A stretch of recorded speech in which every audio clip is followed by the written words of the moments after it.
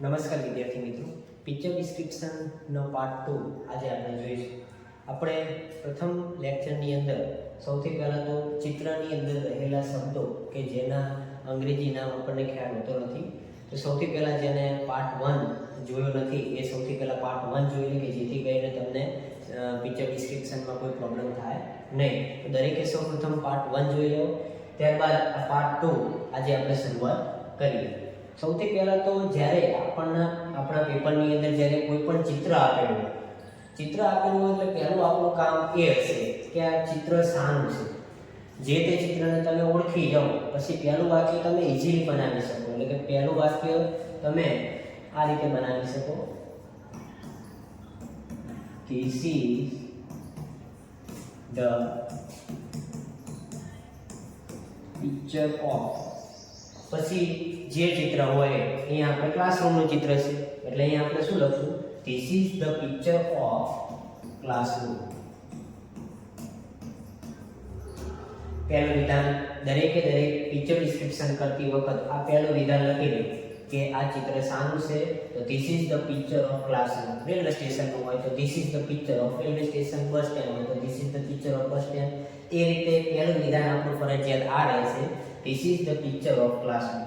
ત્યારબાદ એની અંદર ઘણી બધી વસ્તુઓ આપેલી છે. એ વસ્તુઓના તમને અંગ્રેજીમાં નામ ખ્યાલ હોવા જોઈએ તો તમે સરળતાથી પિક્ચર ડિસ્ક્રિપ્શન કરી શકો.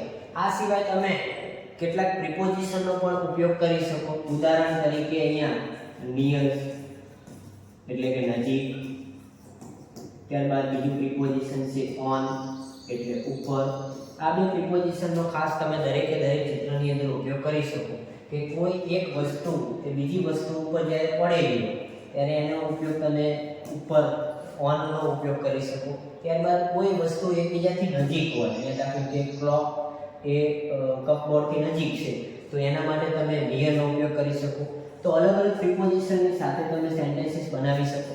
હવે જેને સાવ સેન્ટેન્સીસ બનાવતા આવડતા નથી એમના માટે બે શબ્દો ખૂબ જ અગત્યના છે. એક there is અને બીજા નંબરે છે there are. there is તમે એકવચન નામ સાથે વાપરી શકો અને there are તમે બહુવચન નામ સાથે વાપરી શકો. અહીંયા તમને ખ્યાલ નહીં આવે. સૌથી પહેલા તમે જુઓ કે there is એટલે હું એકવચન સાથે વાપરી શકું. તો આ પિક્ચર ડિસ્ક્રિપ્શનની અંદર કોઈ એક વચન નામ રહેલું હોય, દાખલા તરીકે અહીંયા એક પૃથ્વીનો ગોળો રહેલો છે, આપણે એને અંગ્રેજીમાં ગ્લોબ કહેવાય. પૃથ્વીના ગોળાને અંગ્રેજીમાં ગ્લોબ કહેવાય. તો તમે બનાવી શકો. બીજા નંબરનું વિધાન બનાવો તો તમે આ રીતે બનાવી શકો, There is one globe in the picture. There is one globe in the picture. હવે એક વચન નથી. દાખલા તરીકે ઘણી બધી વસ્તુઓ રહેલી છે અથવા ઘણા બધા વ્યક્તિઓ છે. હવે આ સ્ટુડન્ટની વાત કરીએ તો કોઈ એક સ્ટુડન્ટ નથી, 1 2 3 4 ચાર સ્ટુડન્ટ છે એટલે આપણે there is નો ઉપયોગ નહીં કરીએ. એના બદલે આપણે શેનો ઉપયોગ કરશું, there are નો. તો there are પછી કેટલા સ્ટુડન્ટ છે તો કે 4 સ્ટુડન્ટ્સ in the picture. આગળ there is પછી ત્યાં કોણ છે, એક ટીચર પણ છે તો તમે એમ પણ કહી શકો, there is one teacher in the picture એટલે in the classroom. તો પણ ચાલે. 3 વિધાનો થઈ ગયા. આગળ હવે કોઈ એક વિધાન એવું બનાવીએ કે ઓન થી થતું હોય, નિયર થી થતું હોય, બરાબર. બધા there is કે there are ના બદલે અમુક પ્રિપોઝિશનનો પણ ઉપયોગ કરો તો એ સૌથી સારામાં સારા વાક્યો બને જેને વધુને વધુ સ્કોરિંગ કરવું છે એમના માટે. તો અહીંયા તમે જુઓ કે ટેબલની ઉપર એક ગ્લોબ છે, બરાબર. there is globe on the table. એક પૃથ્વીનો ગોળો ટેબલ ઉપર રહેલો છે તો તમે આ રીતે વાપરી શકો, there is globe on the table. ત્યારબાદ આગળ કેટલાક ચાર્ટ્સ પણ દેખાય છે, અહીંયા જોઈ શકો. તો there are 2 charts in the picture. આગળ એક ક્લોક પણ દેખાય છે.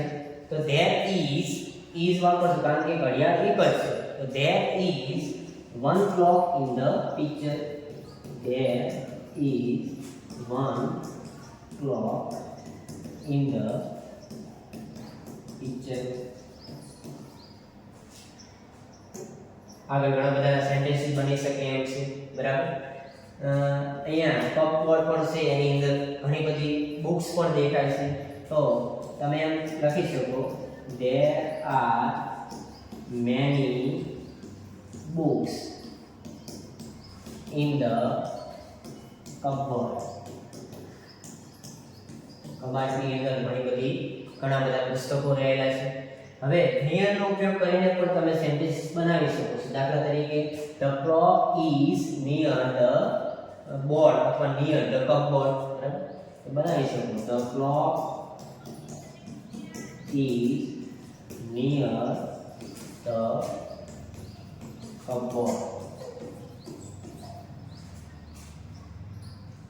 અને એક છેલ્લું સેન્ટેન્સ કે જે બધામાં કોમન હોય, બરાબર. તમે એમ પણ લખી શકો it is a very beautiful picture.